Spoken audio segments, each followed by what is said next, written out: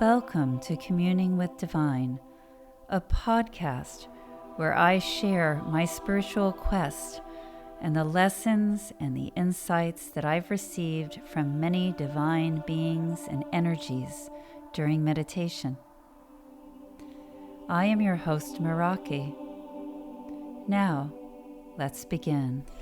Hello, and you're most welcome back. I'm just going to go ahead and start because I think this one's a little bit on the long side. November 21st, 2022. I am with the goddess Alethea. Her garb, her clothing has changed. She now has a sort of a cloak or a cape, and it's very reminiscent of something Christmassy. It has holly on it. She's telling me that I should look up the significance of holly, so I need to remember to do that. The cloak that she's wearing is somewhat green with gold, but it was the holly that stood out for me. It's a beautiful pattern that's been embroidered onto the cloak. Now I'm speaking with Mary Magdalene. She has a small child with her, but I'm not sure why.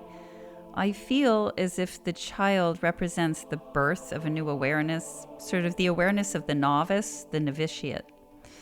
A beginning point. Mary is telling me that I need to look up the symbolism and the significance of a young child or an infant. So I'll have to do that as well. I guess I have a lot of homework to do. So after my meditation, I did look up holly and child, a young child. And this is what I found. Holly brings life and creativity during difficult and challenging times. It reminds us of our inner strength and endurance so that we may achieve our goals and make them real. Holly represents or symbolizes the enduring nature of life during the dark days of winter. The evergreen leaves of holly are the symbols of hope for continued life during the winter. Holly is a spirit of prosperity and focused strength, and it reminds us to believe in ourselves and to connect with our inner strength as we move through difficulties. It's a sign of positive actions that will help us to achieve. In Celtic tradition, the holly symbolizes peace and goodwill. The Druids believed that the holly tree possessed protective qualities that would guard you against evil spirits and bad luck. Now, for the second symbol, which was a child who was standing next to Mary Magdalene. A child, the child, is a universal symbol of future potentiality, as well as the carrier of the heritage of the past. The image of the primordial child represents the childhood of the world itself, even the origin of life. There is a mystery about the child, for what it will be as an adult is not yet and cannot be known. The child represents innocence, purity, wonder, receptivity, freshness, non-calculation, and the absence of ambition. The child portrays the beginning, the origin of it all. It symbolizes primordial unity before differentiation or duality.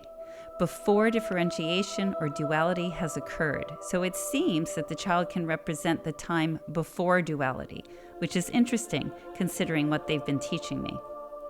Another source said that the child represents innocence, spontaneous playfulness, and being trusting. Creativity, the new, and the idea that vulnerable things can be kept safe and encouraged to flourish. Looking at life with fresh eyes and seeing things as if through the eyes of a child. This is especially true if you're coming up with new ideas or being creative in some way. So that's what I've found so far. November the 23rd, 2022. I'm with the goddess Alethea. She says that I am to contemplate the symbolism of the holly that I discovered and not just file it away, that I need to assimilate that information so that it can carry deeper meaning and offer me understanding of self. She says that I'm interested in truth and in the truth of the universe and of divine, and so I must look within to see the truth that lies within me. And from that, she's showing me a key. From that, universal truths and divine truths can flow more easily because there'll be less resistance. She says, with understanding and acceptance of self, with the realization of the truth within, comes a more open and deep connection with the universe and with the divine. Blocks dissolve, filters are thinned, and truth can flow more purely and with greater ease. She's emphasizing that this is a huge part of my work and that I must try to do this first. She said that I've made progress, but that there is more to make. I'm speaking now with the sages Balthazar and Melchior. They say, "We have spoken to you before about wisdom and how it differs from knowledge and from truth, and yet it is an intricate part of both. They're now showing me a triangle with truth, knowledge, and wisdom at each of the points of this equilateral triangle. Not all people can attain all three. Some attain truth, but not knowledge. Others, great knowledge, but they do not seek truth within the knowledge. And many, many do not know wisdom. What have you learned, child, of wisdom? Truth, knowledge, and wisdom are different things. Wisdom is important. How have you used what you have learned within your own reality?" I'm not sure what they mean specifically, so I'm asking them and waiting to see what they say. Okay, they're talking about the wisdom of perspective. I have not attained the wisdom of perspective yet. They're explaining to me that I'm good at applying wisdom to other people and for others, but I struggle when I try to apply it to myself because I've not attained enough perspective in relation to myself. The ability to see and hold different perspectives simultaneously is important for wisdom, but not necessarily for truth or knowledge. Because, amongst other things, in order to sit in wisdom, you must be able to see from many, many different points of view. And these points of view and perspectives will provide insight, and insight leads to wisdom. And so while I'm good at doing that with and for other people, I'm not great at doing that for myself just yet. They say, go within, look, seek, feel, sit in silence and listen for what is within. Then, now they're giving me a visual as they speak. They're giving me a visual and I'm seeing my consciousness flying out of myself. And I'm looking in all directions, representing various perspectives. I'm looking behind me, in front of me, upwards, downwards, around me, left and right, and everything in between. I'm seeing and I'm observing from the perspective of distance from self. And by doing this, I gain perspective and insight, and that will lead to wisdom. And then they are saying, wisdom of the self, which is very much lacking, will come. So there you go. All of these beings can be very funny. They do have a sense of humor when the moment is right. The sages are explaining that I find truth somewhat effortless in that I can allow truth to flow to me. And I'm thirsty for knowledge and I'm open to knowledge. I don't resist knowledge even if it doesn't line up with my own beliefs or my own knowledge that I think is true knowledge from before, even though it was misinformation. When new knowledge comes to me, I don't fight it. I don't resist. And they show me wisdom flowing through me as I reach out to others and speak with other people. And as other people reach out to me, there is an easy flow of wisdom. But they're showing me almost encased within a rock when it comes to being open to wisdom for myself. So I'm asking them, a rock? Why a rock? They're saying it's because I'm stuck. I'm not going into myself. I'm not being flexible about standing as myself, going within myself and observing myself from a distance. I need all of these different perspectives in order to be able to apply wisdom to myself. They're also saying that I need to be more gentle with myself, though, and allow myself time. They are saying that I'm worried that I'm not getting enough done or making enough advancements, and I put unnecessary pressure on myself, which is counterproductive. They're explaining that stress like this is like a rock, and that it just paralyzes me. They say, everything in its right time. Trust in the process and do not hide. There is wisdom in how you will approach this. Find this wisdom within and apply it. Mary Magdalene is speaking to me now, only briefly. She says, the child. She's telling me that I need to do more research and read more about the child, the symbolism of the child, and that I will learn a lot about my path and about myself by reading about the child. She's presented me with this symbol because it is of significance. And so she's saying I must move forward and look into it on a deeper level so that I can have a greater understanding of it. Mother Universe says to me, "Do not fear. All is as it should be. Do not fear." She says that I'm moving in the right direction, even if I feel that it's too slow. She says, "Do not fear. The timing is perfect. Things are moving. Things take time for everything to be aligned." As she says this, she's showing me what looks like a really old brass mechanism. It has a lot of rings, and in the center is a ball. And so in the center is this ball, as I just explained, and then there are these circular discs that get larger and larger in concentric circles around this center ball. And all of these circles that are like flat discs, but they're circles, have dots on them, and the center ball has a dot on it as well.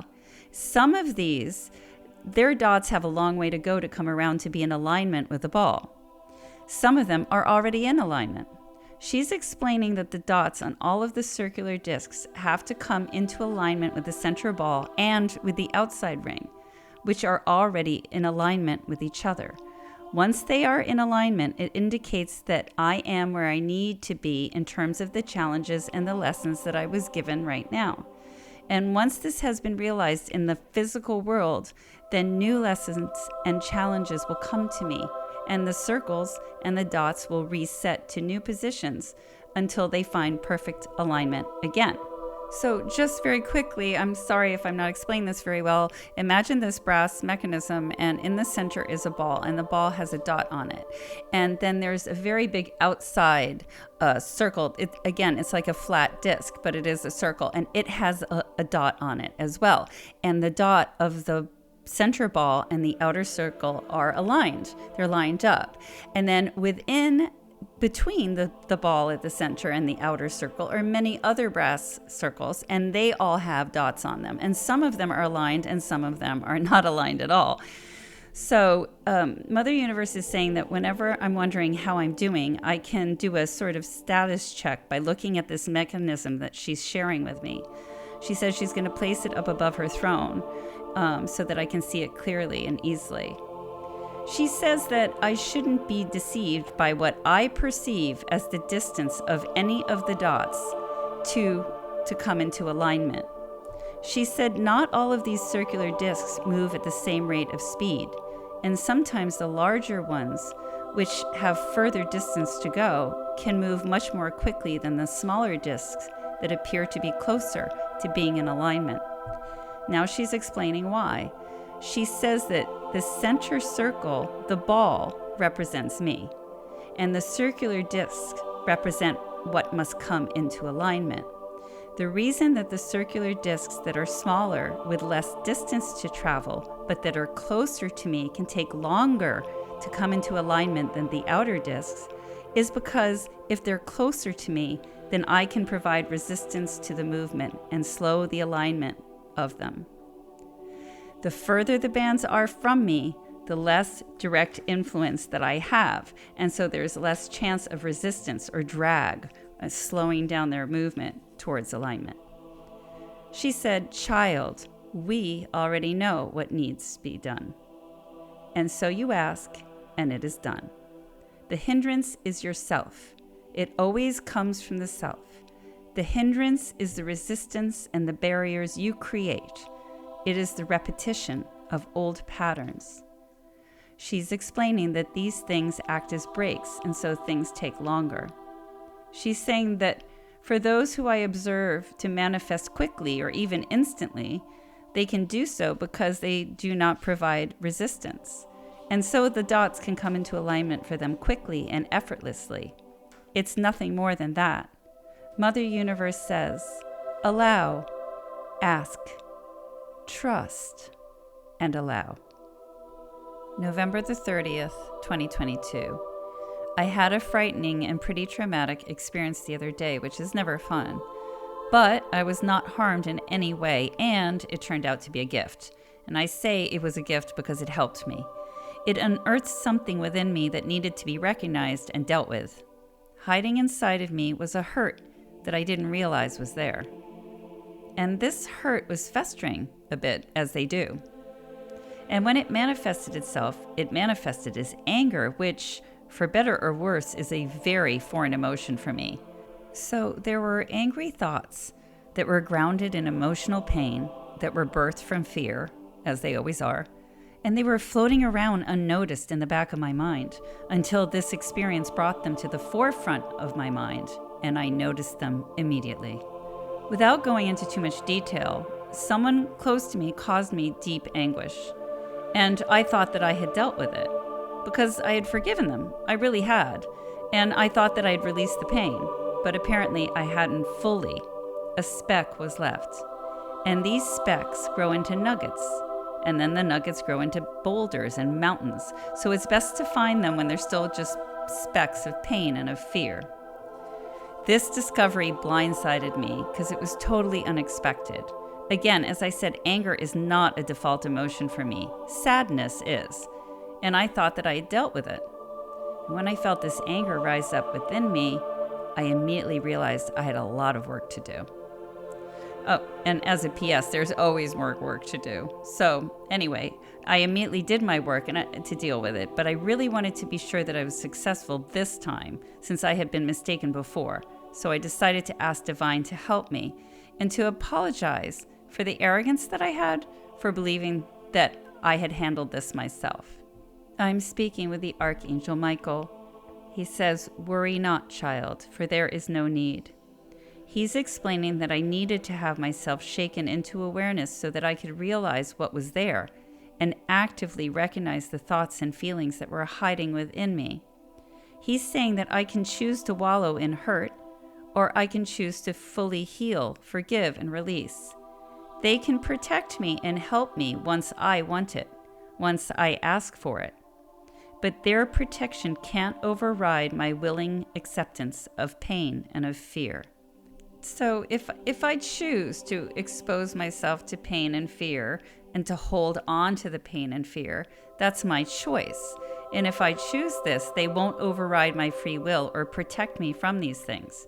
They can warn me, and I can choose to heed their warnings or to ignore them. But no matter what I decide, they will always respect my choice. What the Archangel Michael is showing me is that I chose to hang on to a speck of hurt, and that this is not unusual. This often happens because on some level we believe that we deserve that pain, and that belief comes from the fear that we are not deserving of love in all of its beautiful expressions. This is usually because we were taught this misbelief as children. So we consciously do internal work, and we heal and we forgive and we release. But subconsciously, we sometimes choose to hold on to a tiny bit of pain because we believe that it's ours and that we deserve it. But it's not, and we don't. But since we've chosen to keep this speck of pain, consciously or not, Divine respects this choice. Once we ask for help with it, Divine responds immediately, completely, and perfectly, and we are cleansed of it. Another thing to keep in mind is that we can also become accustomed to the feelings and the energetic resonance of fear and of pain. It becomes normal to us. Existing in the absence of these energies is unknown to us. And so even though we crave a state of existence without pain or fear, with every fiber of our being, often when we come close to achieving this, it feels wrong and uncomfortable to us. As strange as this sounds, it is more often the case than not. If we have been raised in and around energies, the energetic resonance of fear and of pain, if we have carried it within ourselves for many years, we can actually feel uncomfortable and destabilized in the face of its absence. And so we can actively work against the help and the healing that we are working on ourselves and that we have asked Divine for. and divine will respect that. So we sort of trip ourselves up and get in our own way without realizing it. And we need to be actively aware of this so we can address our resistance when it comes up. The Archangel Uriel says, "You have done well. There is nothing to fear. It is of great importance that you experience the fog of disillusionment and of self-deceit so that you may recognize it always." I'm saying that I'm upset because I was mistaken, because I thought that I had healed and I had forgiven perfectly, but I was wrong. Archangel Uriel says, "Mistakes are of importance. Mistakes, when recognized, foster empathy. Mistakes lead to realizations, and realizations foster exponential growth to see beyond that which is false in all of its many expressions." Uriel is explaining that these are all energies that we carry and that we interact with every day. It's whether or not we choose to allow them and whether or not we are aware enough to catch them, to address them, to transmute them, to release them, to ask for forgiveness, to give forgiveness, and to forgive ourselves. Uriel asks me, "Do you forgive yourself?" Yes, I do. I forgive myself. Uriel says, and so it is done. I'm speaking to my higher self. My higher self says to me, "Of this you should be glad. You recognize this unaided by others. This awareness has come as a fruit from the work you are doing with divine and the connection that you have brought into your awareness. The significance of this cannot be understated and should not be understated. Your connection with divine allowed this, and for this you should be appreciative. For now you can sit in peace, knowing that your connection with divine is strong." I'm now speaking to my ether self, and I don't know if I've explained about her to you before. Basically, I see the higher self as sort of the light and the ether self as the darkness. So together they come together to form the duality and the balance that exists within this reality. The ether self, my ether self says to me, "Do not look upon this badly or poorly.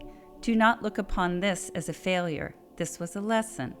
This lesson was set up a long time ago for your highest good and to show you that which is still within yourself that requires healing, to illustrate the strength of your connection and clarity of communication with the divine, and to remind you of that which surrounds you and is you. Give thanks. Give thanks." Alethea says to me, "Now do you understand the holly? Now do you understand the importance of truth revealed? Today, truth was revealed to you, and you took note. You did not hide from truth. You did not shut your eyes or your heart from truth. You embraced truth. You accepted truth, and you acted for yourself based on what truth revealed. Look again to the holly. Look again to the holly and contemplate, for there is much there that will help you on your path." The God Gnosis. There are many types of knowledge, he says. Knowledge contained within writing, knowledge contained within the physical world and realm, knowledge of science and of math, knowledge concerning thought and philosophy, and there is also knowledge of self. The most important knowledge is self-knowledge. Everything else is secondary. This is not to say that everything else is not of importance, but from the perspective of this existence, self-knowledge is essential. This is what you have experienced today, a lesson in self-knowledge, and you did not shirk from this. Once you saw truth revealed, you accepted it without resistance, and you searched for the knowledge of self within yourself in order to balance and to heal. This is most important. This is most significant. Look always within yourself, deeply. Look to know yourself so to better be able to recognize all that is not yourself. Then you will not have to walk the side paths that divert you.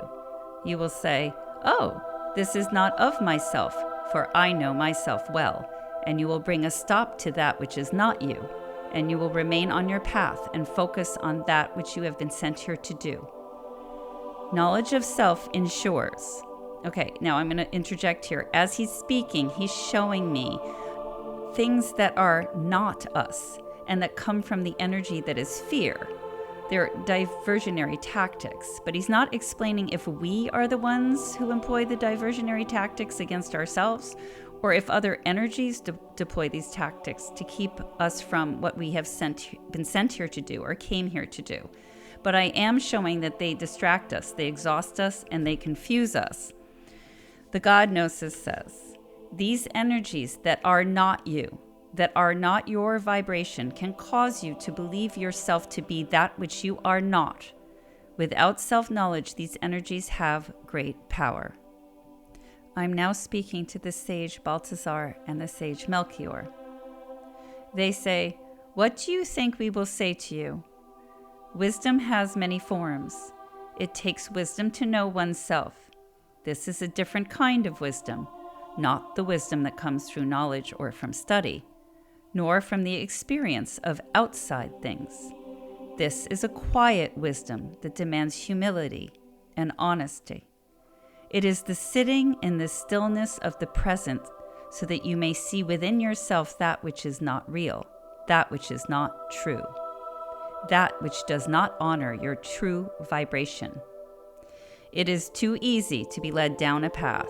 Now, again, they're showing me, as they often do, visuals when they speak. And what they're showing me is a person who's walking down a path into fog.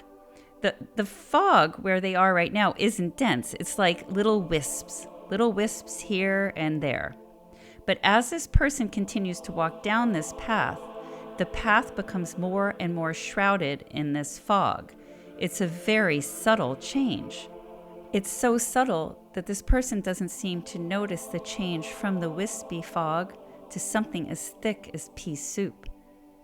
Because it's happening so subtly, by the time this person is standing in the thick fog, they have become used to it, and they accept the fog as reality. It has become normal to them. It just becomes the way things are. The sages say, the fog blinds them to reality, blinds them to truth. They cannot see. They're explaining that even noise is muffled within the fog, and sounds and messages become distorted there. You can't tell where the sounds are coming from. You can't hear properly. The fog disorients. We do not know where we're going when we're in the fog. We lose our sense of direction. Without self-knowledge and without being willing to see the truth revealed early on, we find ourselves in this fog with no idea of where we're going, no idea of where we are, and we're not able to see where we came from. In the fog, we're not able to hear the messages clearly that come from within ourselves. We cannot hear our true self as it tries to reach us, tries to speak to us, and help lead us out of the fog. We cannot hear the divine clearly either. The sages are explaining that if we are disconnected, if we do not know ourselves, if we accept the fog as real and as normal, as things should be, then we are at the mercy of the fog. Then we are no longer connected to ourselves.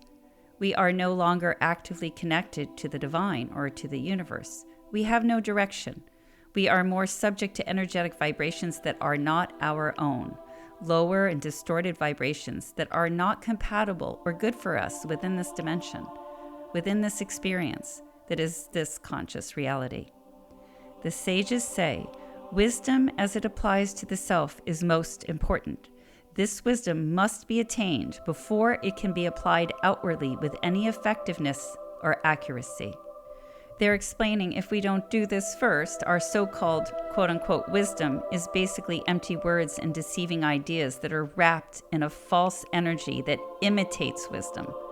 It may sound wise, but it's not true wisdom.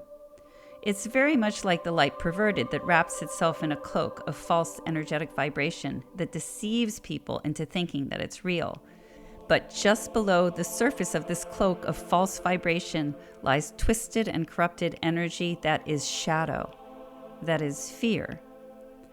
Supposed quote-unquote wisdom that comes from those who have not applied wisdom to themselves, within themselves first, those who have not attained wisdom from applied self-knowledge. Their wisdom may be filled with lovely words and ideas that project the feeling of the depth of the knowledge of the ages or of the divine, but in truth their false wisdom is thick with fog and bereft of wisdom. And yet, people are attracted to it. They run to this false wisdom that sparkles on the outside, but is rotten and empty within. Then, often in time, they're left feeling confused. It takes time for this to happen sometimes. And there is resistance that the ego and that our fear provide. Resistance to having been wrong, to having been misled. Resistance in the form of fear that they are wrong in their concerns because others are not questioning the veracity of this false wisdom. Fear that they will lose their community or their peer group. And if they hold a position of authority or of trust, they may experience resistance from ego expressed as pride. When the truth of the false wisdom can no longer be ignored, people often blame themselves for being misled, which is unnecessary. Guilt is a child of the ego-fear combination and shows a lack of self-awareness, self-forgiveness, love of self, and true wisdom applied to self, as I have experienced. And if these things are not addressed, this person is likely to be drawn to another false wisdom. This is what they are explaining to me and showing to me. They say, "Be pleased with yourself, child, for you have shown inner wisdom today." The sacred feminine is speaking with me now. She is saying that today I showed the wisdom of the crone and that I am well on my way in my learning. She's reminding me of how I didn't want to see the crone early on. I didn't like the idea of the crone at all. I came around, but it was something that I was not overly keen about. She says, "And so now you have experienced one of the many blessings of the crone." I say that I have, and I'm sorry about before, and I ask her to forgive me for my ignorance. She smiles and she responds, "You are forgiven, and yet there is nothing to forgive. All is well, child. All is well, crone." The divine masculine is speaking. He says, "There is nothing to forgive, for this journey is one of many steps." He's showing me a large egg-like structure, and as I look at it, the shell of it cracks and breaks. And from this shell emerges an amazing being who's vibrating with tremendous energy. This being is too large for the shell that it was encased in. As this being stands there, I can see that he or she is continuing to grow in size and in vibratory strength.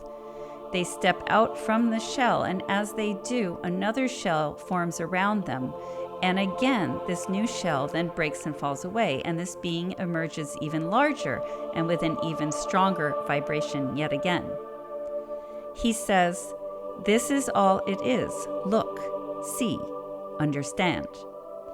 As I watch this being closely, I can see that this being does not break the shell themselves. The shell breaks at the appropriate time for them. But then it is up to this being.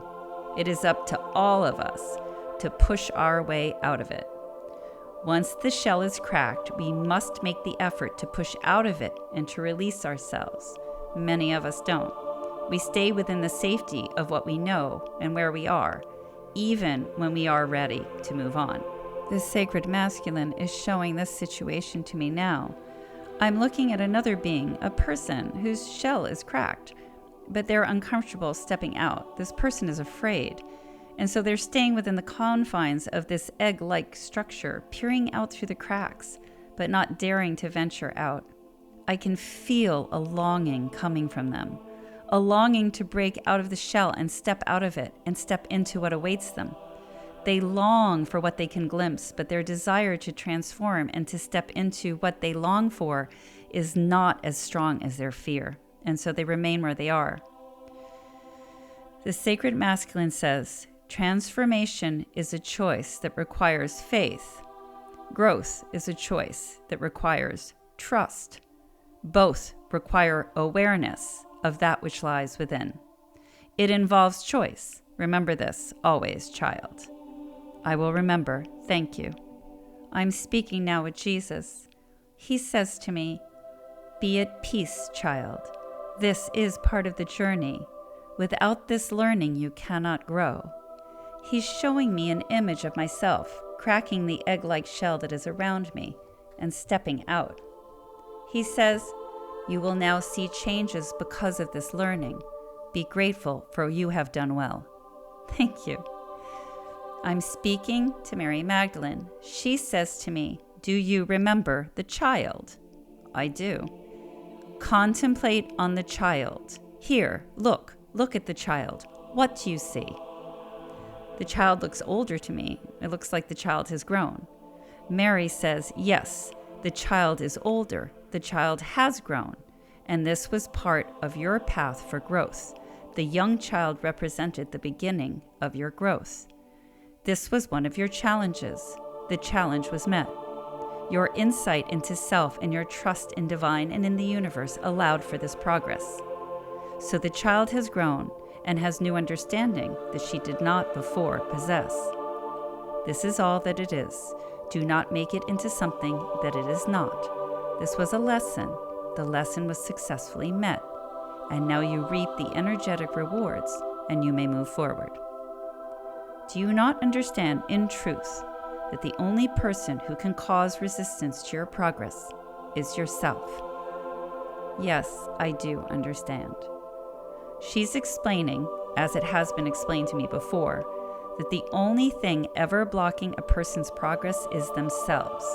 The divine is here to facilitate and to help. Even miracles can occur with the absolute trust in the divine and the humility to accept their help. We put up our own roadblocks. We trip ourselves up. And she's actually showing me someone who's standing on their shoelaces and trying to walk forward but falling over. Mary says, once this lesson is learned in truth, all barriers dissolve, for they are illusions that are self-created. And now, when you feel a barrier, look within yourself to find the source of the resistance. Release the resistance. Release the misbelief. Release all that comes from ego and from fear. Quiet the cacophony they create. Blow away the fog so that the barriers that you have constructed yourself are deconstructed, are dissolved, and you may accept the bounty of the universe and the blessed love of divine and move forward effortlessly. This is your lesson. Remember it well. And finally, I speak to the source. The source says, there is nothing more that needs to be said, save that you remain aware of your true vibration, and that once you sense within yourself that which is not your true vibration, you release it. This is more important than anything else. I assure them that I will, and I thank them. And now I want to thank all of you for joining me. I hope you found it interesting and enlightening. And the next episode will be out very soon. Take care and have a wonderful day.